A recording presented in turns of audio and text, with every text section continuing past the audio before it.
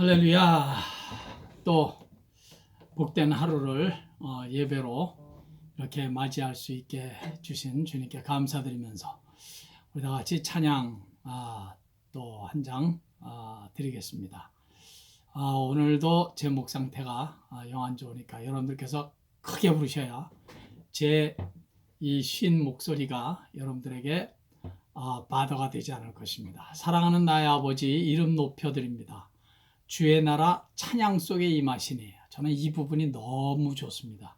주의 나라가 찬양 속에 임하신대요. 우리가 찬양할 때 여러분들의 그 가정, 여러분들의 지금 예배드리는 그 자리가 하나님의 나라가 임한다는 것입니다. 아이고 할렐루야. 오늘도 우리 그런 기대와 그런 믿음으로 우리 다 찬양드리겠습니다.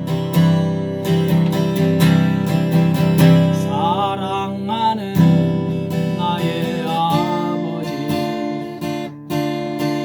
이름 높여드립니다.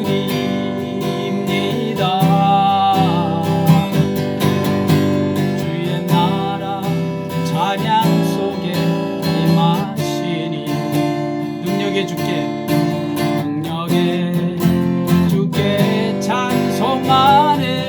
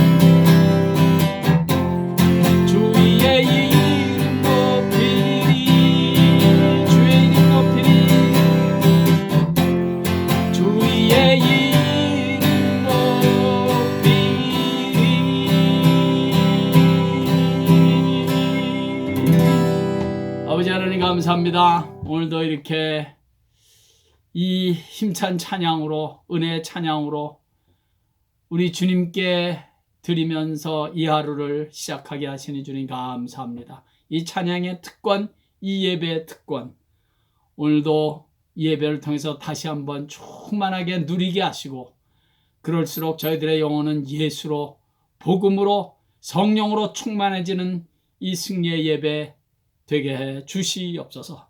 시종으로 온전히 주님께만 의탁드리며 예수님의 귀하신 이름으로 감사하며 기도하옵나이다. 아멘. 우리 하나님의 말씀은 계속해서 사도행전 9장 27절 읽겠습니다. 사도행전 9장 27절. 사도행전 9장 27절. 다 같이 읽겠습니다. 시작. 바나바가 데리고 사도들에게 가서 그가 길에서 어떻게 주를 보았는지와 주께서 그에게 말씀하신 일과 다메섹에서 그가 어떻게 예수의 이름으로 담대히 말하였는지를 전하니라. 아멘. 바나바는 사울을 복음 전도자로 인정하지 못하고 있는 제자들에게 사울의 구원과 그리고 예수의 제자됨을 변호하고 있는 것입니다. 그가 어떻게 길에서, 그러니까 다메섹 도상에서 예수를 보았는지, 그리고 그가 어떻게 길에서 예수의 말씀을 직접 들었는지, 바나바는 사울이 어떻게 주님을 보았는지 들었는지를 통해서 그의 구원과 제자됨을 증거하고 있는 것입니다. 오늘은 바나바의 그 세 번째 증언, 27절 오늘 읽은 본문의 마지막 부분이지요. 그가 어떻게 예수의 이름으로 담대히 말하였는지를 전하니라. 그가 어떻게 예수의 이름으로 담대히 말하였는지를 전하니라. 그러니까 바나바는 바울이 담대히 예수의 이름으로 복음을 외쳤다는 사실을 들어서 바울의 구원과 그의 제자됨을 당당하게 변호하고 있는 것입니다. 그렇습니다. 말할 것도 없이 복음을 만난 자는, 그래서 예수의 제자가 된 자라면 그 복음을 외치지 않을 수 없습니다. 누가 시켜서 전하는 것이 아닙니다. 교회에서 하라고 하니까 무슨 전도의 달 무슨 그래서 또는 심지어는 직분도 좀 전도도 좀 해야 좀 받을 수 있고 사람들에게 인정을 받으니까 그거 다 아닙니다. 그렇게 어떤 직접 혹은 간접적인 강압에 의해서 복음을 전하는 것이 아닙니다. 복음을 만났으니까 복음의 생명이 그 안에 있는 자는 이 복음을 전하지 않을 수가 없게 된 것입니다. 여러분, 복음을 다른 말로 하면 예수입니다. 예수가 복음입니다. 예수의 십자가의 죽으심과 예수의 부활이 곧 복음입니다. 이 예수의 복음을 만나고 경험한 자는 그 복음을 외치지 않을 수가 없죠. 예수님께서는 특히 천국의 비유를 많이 말씀하셨죠. 천국은 마치 밭에 감추인 보화와 같은데 어느 사람이 이 보화를 발견한 후에는 돌아가서 자기의 소유를 다 팔아서 그 아주 밭을 통째로 샀답니다. 그 보화를 자기 것으로 만들기 위해서. 또 계속해서 주님은 말씀하시기를 천국은 좋은 진주를 구하는 장사와 같은데 드디어 어느 날 값진 좋은 진주를 만나니까 자기의 소유를 다 팔아서 그 진주를 샀답니다. 이 비유가 주시는 중심 핵심 메시지가 무엇입니까? 예수를 믿으면 소유를 다 팔아서 갖다가 바쳐라, 그런 말입니까? 물론 아닙니다. 한 가지만 꼭 기억했으면 좋겠습니다. 값진 좋은 진주, 보화는 그것이 얼마나 귀한지 자기의 소유를 다 팔아서라도 자기의 것으로 만들 만큼 귀하고 소중하다는 것입니다. 그것이 메시지예요. 자신의 소유를 다 팔았다는 것은 그 어떤 것보다도 가장 귀하다는 것을 의미하는 것입니다. 자기의 소유를 다 팔을 정도니까 말이죠. 가장 귀한 것, 가장 값진 것을 만났으니 그 가장 귀하고 값진 것을 가만히 두고만 볼 수가 없습니다. 자신의 소유를 다 팔아서라도 자기의 것으로 만들 만큼 귀한 것이다 라는 것을 강조하는 것입니다. 다 팔아서 바치라는 것이 아니라 천국은 복음은 그토록 귀하고 값진 것이다 라는 것을 반복해서 강조하고 있는 말씀입니다. 뭐가 그토록 값지고 귀하고 좋다는 것입니까? 도대체 뭐가 그렇게 예수님의 비유에서는 천국, 다른 말로 하면 그것도 역시 예수 그리스도, 예수의 복음, 십자가의 복음, 부활의 복음, 이 천국의 복음을 만난 자는 그것보다 더 귀하고 값진 것이 없다는 것입니다. 자신의 소유 전부를 다 팔 만큼 값진 것, 귀한 것, 소중한 것, 그것이 천국이고 예수 그리스도라는 것입니다. 그렇게 값지고 귀하고 소중한 것을 내가 만났는데, 내가 소유했는데 그것을 어찌 자랑하지 않을 수가 있습니까? 그것을 어찌 외치지 않을 수가 있습니까? 그것을 어찌 전파하지 않을 수가 있겠냐고요. 이렇게 귀한데, 이렇게 너무너무 값진데, 너무너무 중요한데, 그래서 전도를 하는 것이고, 한 영혼을 소중히 여기는 것이고, 한 영혼을 볼 때마다 예수의 복음을 어떻게든지 전파하려는 마음을 갖게 되는 것입니다.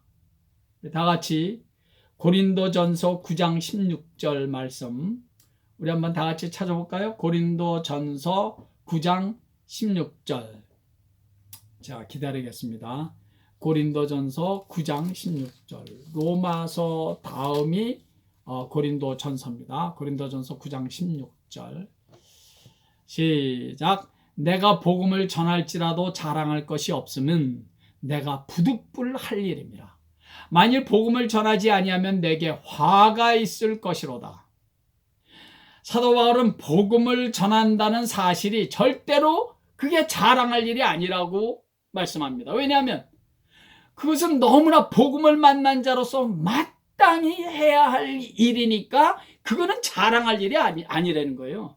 여러분 혹시 뭐 전도 하신 일이 있으시면 그거 그렇게 자랑할 일이 아닙니다. 물론 잘하신 일이에요. 그런데 그건 마땅히 복음을 만난 자는 마땅히 해야 될 일이기 때문에 한다는 거예요. 예. 영어 성경에 그 부분을 이렇게 번역했습니다. I am compelled by God to do it. 그러니까 하나님이 강권하시니까 하게 된다는 거예요. 여러분 여기서 강권이란 말을 강제라는 말로 이해하시면 안 됩니다. 하나님께서 무슨 뭐 강제로 막 그냥 하라고 하시니까 내가 한다. 성경은 강제라는 말 대신에 그래서 강권이라는 단어를 사용하는 것입니다. 강제가 힘으로 완력으로 억눌러서 항복시키는 것이라면 강권은 우리의 감정에 우리의 인격에 주님께서 호소하신다는 거예요.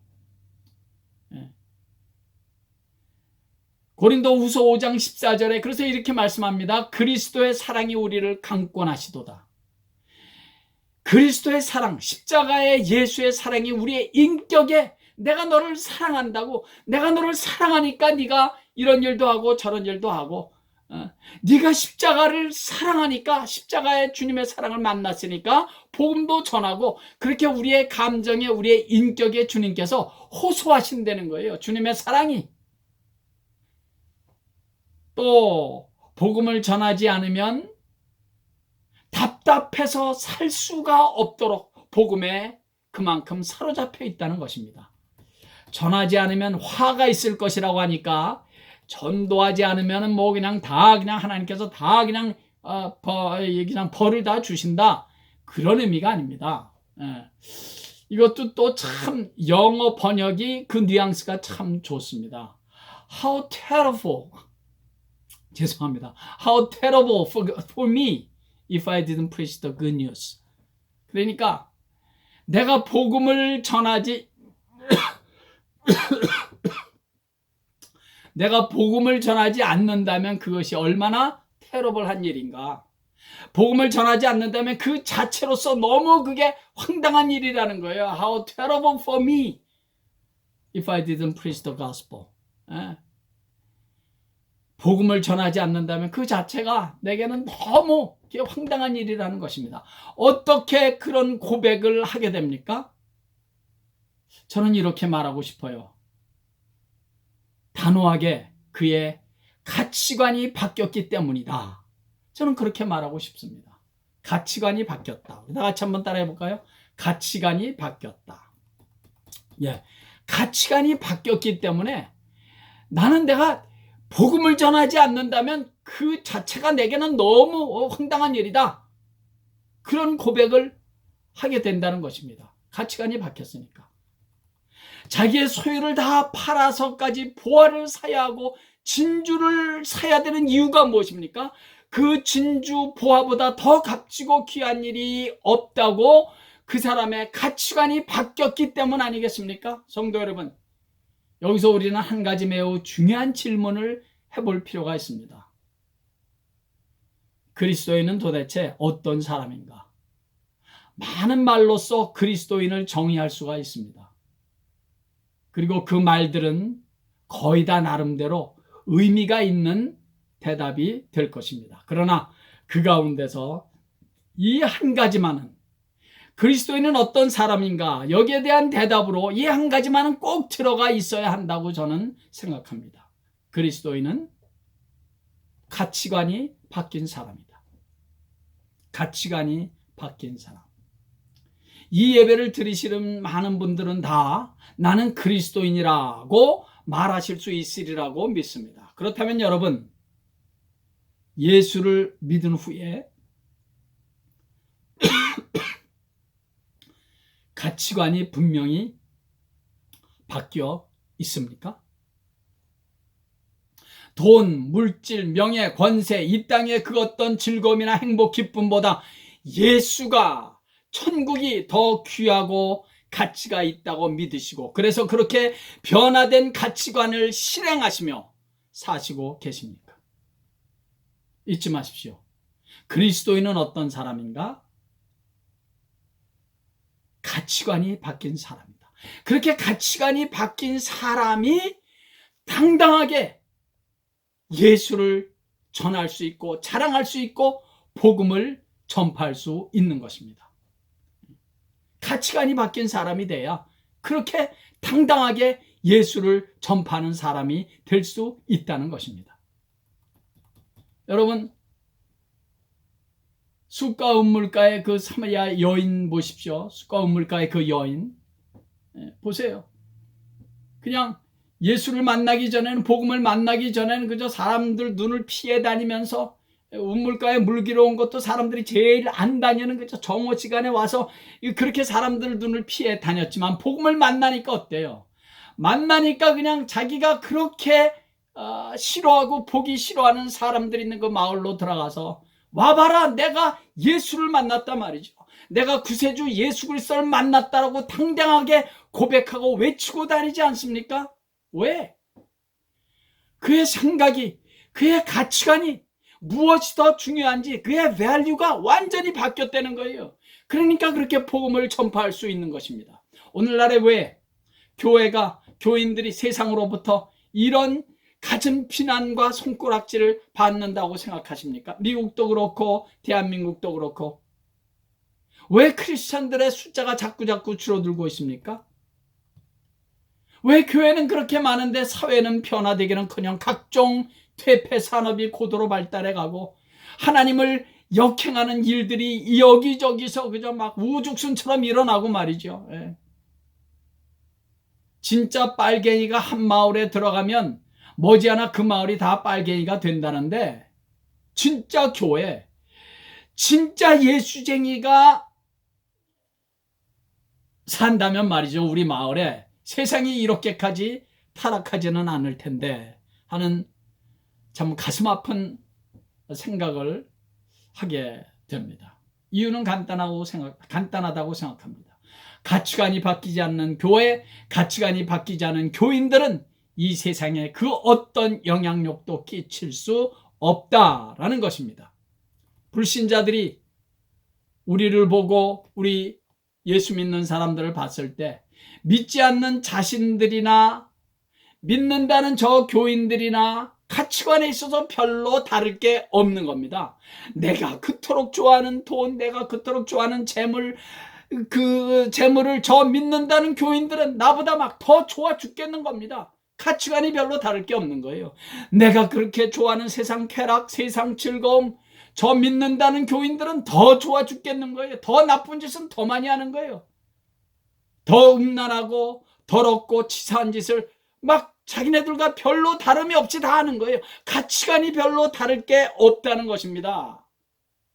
나쁜 짓, 못된 짓, 남의 돈 떼먹고 사기치고 도망가고 돈에 너무 짜고 악랄하고 돈 문제를 막 인정사정 없고 그러는 사람들 중에 믿는다는 사람들이 너무 많은 겁니다. 이게 무슨 말입니까? 가치관이 자기네들과 별로 다를 게 없다는 거예요. 가치관이 세상과 별로 다를 게 없는 겁니다. 그러니 무슨 세상에 영향력을 끼치며 복음을 당당하게 전할 수가 있겠습니까? 미국에서는 금지되어 있습니다만은 제가 사역하던 남미 파라과이에서는 우리 교포들이 그렇게 그 개를 많이 합니다. 개를 몇만 불은 보통이고 뭐 10만 불 이상 되는 그 큰 개들도 많이 합니다. 그런데 하루아침에 개가 깨져버리는 수가 왕왕 있습니다. 누군가 개를 다 받아서 챙기고 그냥 야밤도주하기 때문입니다. 그런데 더욱더 심각한 문제는 그 다음이에요. 그 야밤도주한 사람 도망갔다 하면 좌우간 교회 집사, 안수 집사, 권사, 장로들인 겁니다. 교인이 아닌 사람이 사실상 거의 없습니다. 믿는다고는 하는데 가치관이 바뀌지 못하면 세상으로부터 결코 피해갈 수 없는 비난의 대상이 되는 겁니다. 물론 그 중에는 책임을 지고 갚기 위해서 최대한 노력을 하는 분들이 참 흔하진 않습니다만 있긴 있어요. 그런 사람들 보면 참 멋있어요. 그리고 참 고마워요. 적어도 예수의 이름에 먹칠을 하지는 않으니까. 오늘 본문에서 바나바는 사울을 위하여 변호하기를 그가 어떻게 예수의 이름으로 담대히 말하였는지를 전하니라고 했습니다. 그런데 이 말씀은 제게 예사롭게 들리지 않았습니다. 사울이 단순히 담대히 전도했다. 그렇게만은 들리지 않았습니다. 예수의 이름으로 담대히 말했다. 예수의 이름으로 담대히 말했다. 정확히 말하면 예수의 이름을 전했다는 것이 아니라 예수의 이름으로 전했다는 것입니다. Preach boldly in the name of Jesus. 그러니까 이게 비슷할 수도 있지만 조금 다릅니다. 예수의 이름으로 담대하게 복음 전했다는 거예요. 바울은 비록 예수를 만난 지 얼마 되지 않았지만 그래서 이렇다 할 무슨 대단한 전도의 성과나 어떤 무슨 참 크리스찬으로서의 어떤 굉장한 어떤 열매가 아직은 없었을 것입니다. 그러나 그가 담대하게 거침없이 예수의 이름으로 복음을 전할 수 있었던 것은 적어도 이 한 가지, 적어도 그는 변화된 가치관, 예전의 사울과는 근본적으로 변화된 가치관이 있었다는 것입니다. 그래서 그는 담대하게 당당하게 예수의 이름으로 외칠 수 있었다는 것입니다. 오늘날에 정말 당당하게 예수의 이름으로 복음을 외치고 예수의 이름으로 이런 말도 하고 충고도 하고 예수의 이름으로 이렇게 자기의 삶을 보여주고 말이죠. 예수의 이름으로 내 삶을 살아갈 수 있는 그런 당당하게 그런 크리스찬의 삶을 보여주면서 살아갈 수 있는 그리스도인. 오늘날 이 세상은 그런 사람을 간절하게 요구하고 있지 않은가. 물론 완벽하게 변화된 자만이 복음을 외칠 수 있다는 말은 결코 아닙니다. 그렇다면 저부터라도 이렇게 감히 복음을 전하는 자리에 당당하게 설 수 없습니다. 그러나 그럼에도 불구하고 완전하지 않음에도 불구하고 우리의 많은 연약함과 부족함에도 우리 복음을 전하는 사명을 받은 모든 이 땅의 그리스도인들은 적어도 사회나 세상으로부터 그렇게 지탄을 받는 자리에 있어서는 안 된다는 사실을 우리가 좀 알아야 할 것 같습니다. 그러면 세상은 우리가 사회로부터, 세상의 불신자로부터 손가락질을 받고 이런 지탄을 받는 그런 비난의 대상이 된다면 세상은 우리를 보고 뭐라 그랬습니까? 너나 잘 믿으세요. 그럴 것입니다. 교회와 교인들이 자꾸 세상의 가치관을 닮아가면 세상은 우리를 향해서 너나 잘 믿으세요. 그렇게 말할 것입니다. 바울이 당당하게 예수의 이름으로 그 말의 뉘앙스를 우리가 좀 잘 이해했으면 좋을 것 같아요. He preached boldly in the name of Jesus. 예수의 이름으로 외칠 수 있었던 것은 그의 변화된 분명한 가치관이 있었기 때문입니다. 그의 당당한 가치관이 있었기 때문에 자랑스럽게 그는 당당하게 복음을 외치는 자리에 있었던 것입니다. 그가 빌립보 교회에 보낸 편지에서처럼 내가 예수를 위하여 모든 것을 잃어버리고 배설물로 여김은 그리스도를 얻고 그 안에서 발견되려 함이니 했습니다.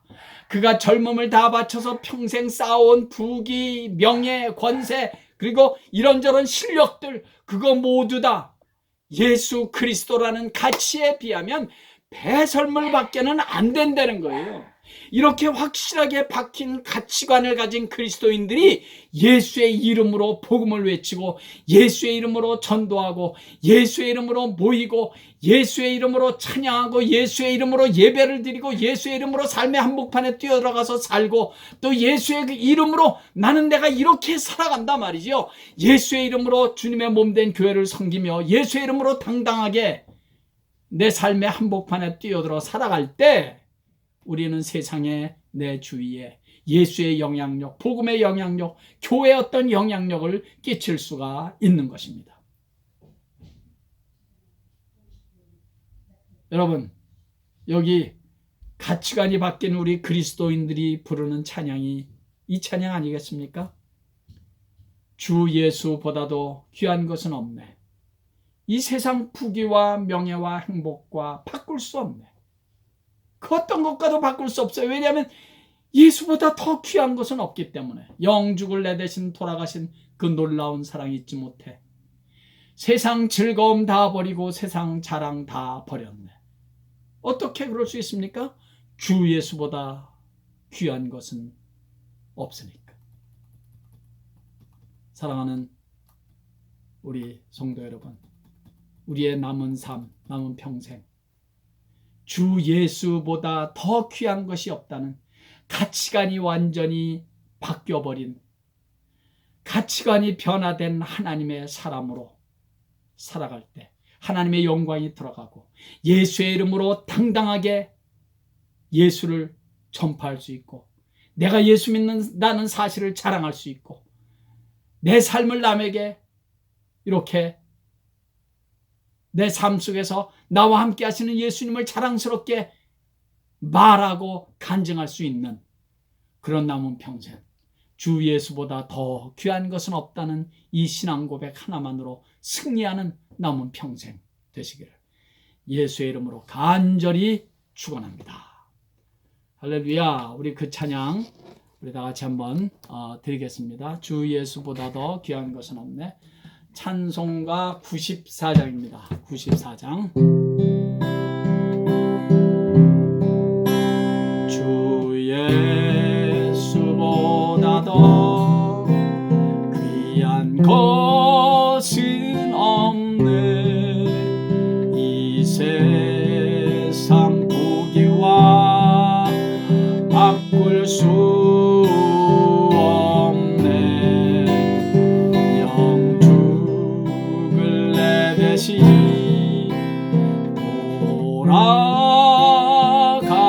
돌아가신 그 놀라운 사랑 잊지 못해. 세상 즐거움 다 버리고 세상 자랑 다 버렸네.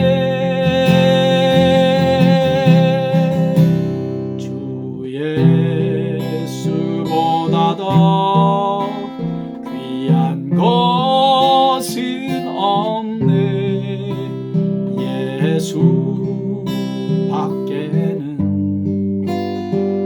없네.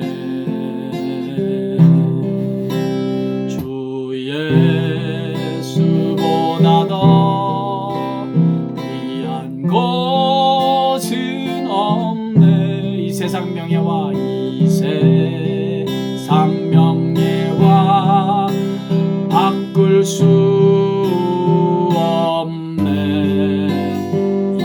이전에 즐기던 세상 일도 주 사랑하는 마음 맺지 못해.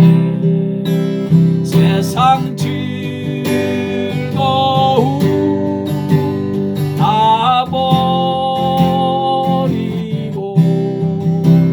세상 자랑 다 버렸네.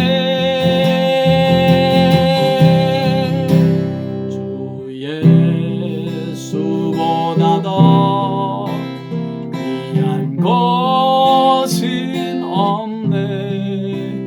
예수 밖에는 없네. 주 예수보다 더 귀한 것은 없네.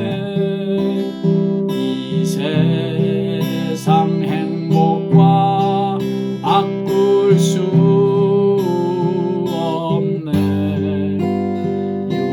유혹과 핍박이 몰려와도 주 섬기는 내 맘 변치 않아. 세상 즐거움 다 버리고 세상 자랑 다 버렸네. 주 예수보다 더 귀한 것은 없네. 예수 밖에는 없네.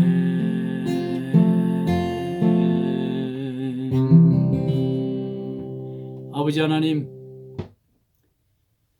사도 바울이 담대하게 예수의 이름으로 복음을 전할 수 있었던 것은 그의 가치관이 바뀌었기 때문이다 라는 사실을 한번 성경을 통해서 확인해 보았습니다. 아버지 하나님, 예수를 믿는다는 우리가 우리 성도들이 먼저 예수의 이름으로 당당하게 복음을 외쳐도 부끄럽지 않을 그런 가치관이 바뀐 자들로 저희들을 앞으로도 계속 그렇게 변화되게 해 주시옵소서. 이 세상 부귀, 명예, 행복 그 어떤 것과도 결코 바꿀 수 없는 예수 그리스도에 대한 가치, 이렇게 가치관이 바뀐 자로 남은 평생을 승리하며 성숙한 그리스도인으로 살아가는 우리 모두 되게 해 주시옵소서. 예수님의 귀하신 이름으로 축복하옵고 기도하옵나이다. 아멘. 할렐루야. 오늘도 주 예수보다 더 귀한 분이 없으신 그런 우리 그리스도인으로 살아가는 행복한 하루 되시기를 간절히 바랍니다. 할렐루야.